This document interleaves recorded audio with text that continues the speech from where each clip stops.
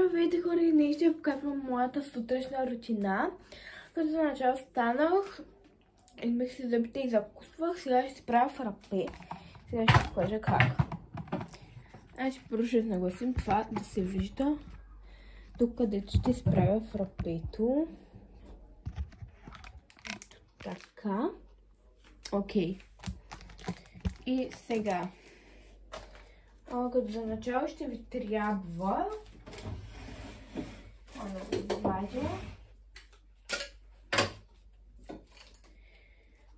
ето такова, с което това като натиснете и така, и то почва да бърка.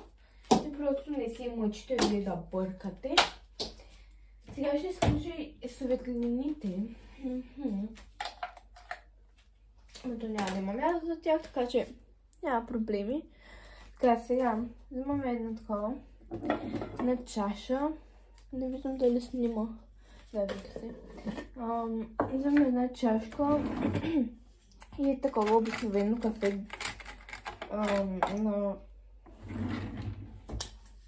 такова. И слагаме колкото да покрие дъното. Ето така взимаме, смело загребваме и слагаме просто да покрие дъното. Ето така. Мисля, че е готово. Лея още малко. След това го разбързваме с вода. Да, с вода. И след това ще виждате. Слагаме така малко вода. И разбъркваме докато не стане бяло. Имам предвид. Ще ви покажа като стане бяло.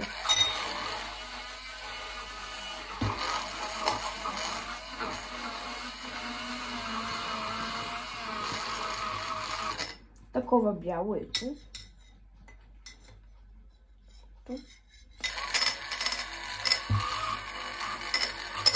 Така, след това ще го потуша с такова. Хартийка. След това си го оставяме на страна и си слагаме мляко. Но чакайте да взема млякото. Но не прекалявайте с млякото, защото след като сложите захар, то може да изригне. Моето мляко и без това свърши. Няма друго. Няма проблеми. Така, сега слагаме захар. Ето така. Много добре слагаме захар. Слагаме много захар, защото аз не обичам сладко. Вижте се ръце. И да, като цяло сега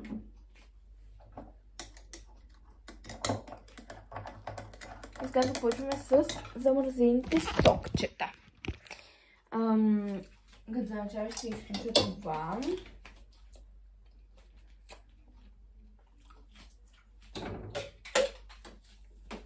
Ще му навия кабела.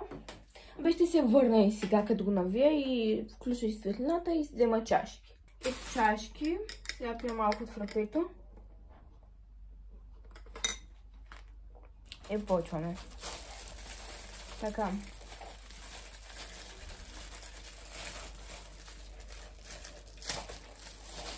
Ето. Отваряме ги.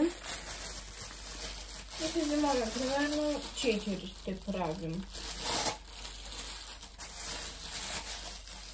Пак ги завързваме. Ако вашите ще разбира се вързани моите, да. И оставяме. Сега, взимаме с някакъв сок, какъвто искате. Само да не е газирано. Защото газираното... Сетих се. Сега идвам.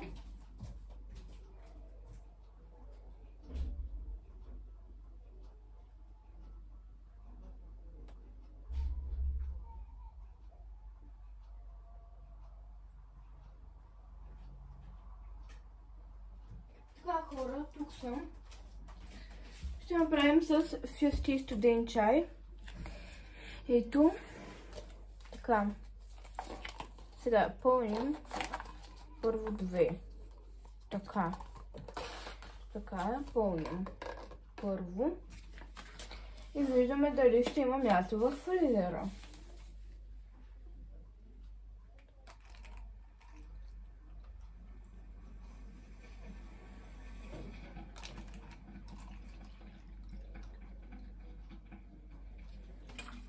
Така. Сега трябва да видя дали има място в фризера. Ще отида и... Да, има място. Така. След като сме ги напълнили, аз исках да им сложа нещо отгоре. Но сигурно няма как. Или няма просто да стане. Пинем врапи.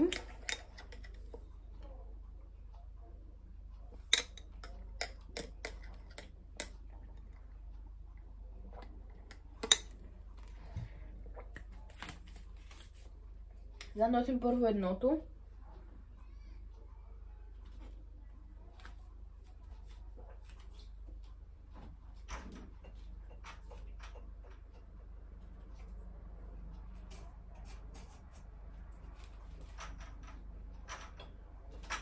Взимаме второто.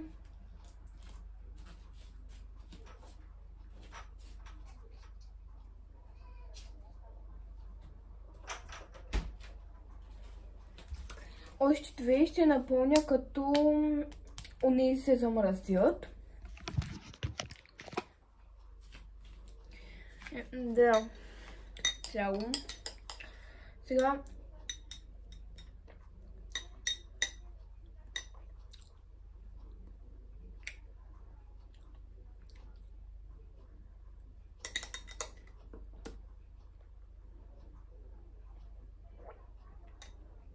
идваме да се гримираме и да се оправим. Сега ще видите какво правя. Аз просто ще ви говоря, но като цяло няма да ми виждате лицето много добре.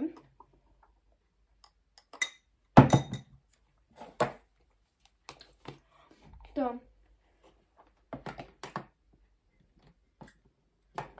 Вчера излизах с една моя приятелка, не знам дали ви казах. Сега ще ви разказвам какво стана.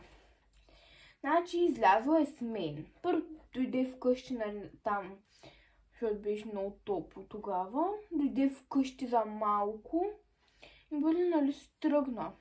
Смисъл, после излязохме. И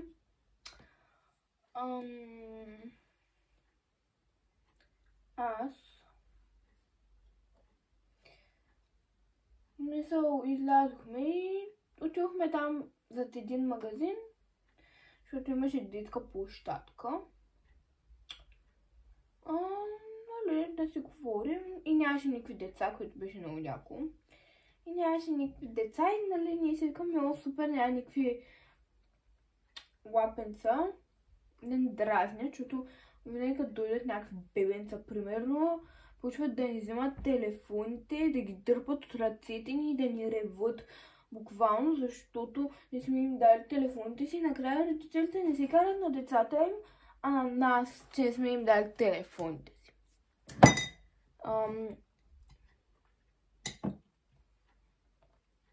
Да.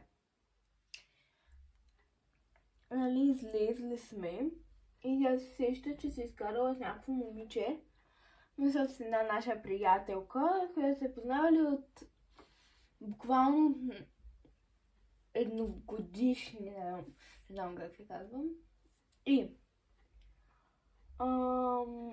нали, аз си викам за какво ти се сърди, тя, нали, не знам, просто не се разсърди и аз, нали, опитвам се по някакъв начин да смекча ситуацията, но то не става, защото буквално тя звънна на майка й, защото за да се видели и да говорила с тази приятелка.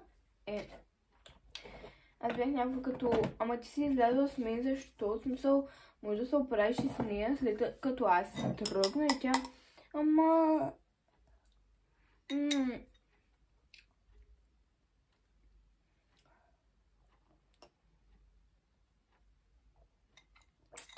Ние сме се скарали, искам да се сдобрим, бла-бла-бла. И аз викам, добре, ти се звъни. Звънна и около 5 пъти, тя и дигна. Тя е смисъл, дига и веднага затваря. И беше някакво много тъпо, което направи тя. Говоря нещо, което се е разсърдило. Защото заради нея буквално ние си развалихме цялото излизане. И беше много тъпо. Обаче не оставих нещата така. И почнах да пиша на това момиче и да му звъня постоянно. В смисъл на това момиче, с което бяхме излезли. И тя постоянно ми затваря, не ми отговаря. И просто бях някаква като край, тая не ме иска. Не е било заради това, но просто аз бях много ядосана. Да. Но няма значение, защото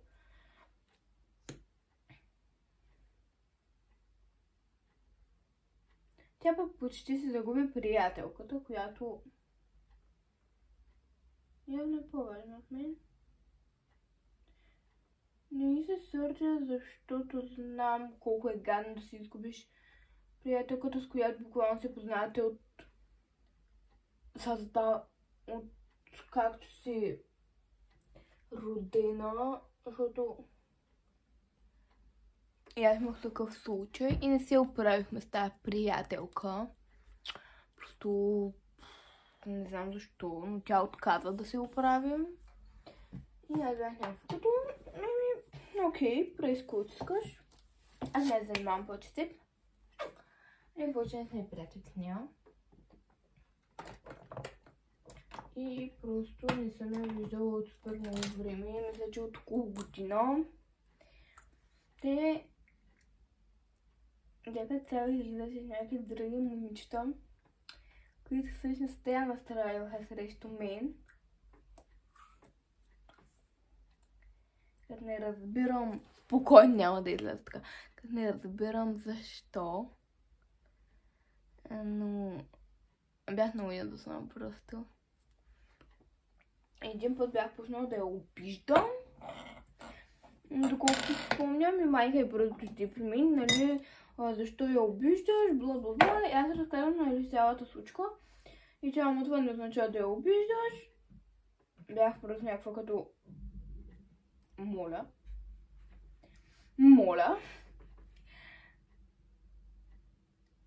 В смисъл, детето е почнало да ми прави циркове. Е така от нищото. И че ще ми се караш. Защо?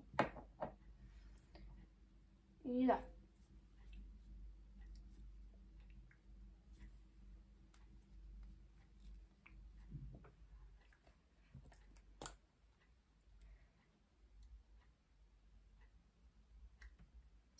Като цяло беше много тъпо. И аз почувствам, че не пожелах да стана приятелка. Или пък поне по някакъв начин да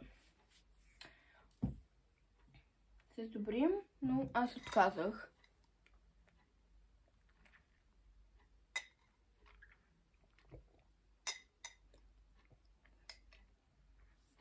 Да, не съм я видела навън.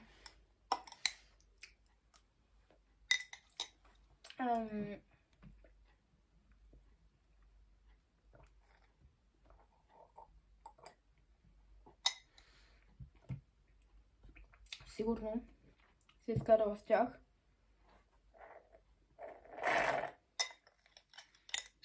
Те не искат, защото те буквално живеят в един вход с това.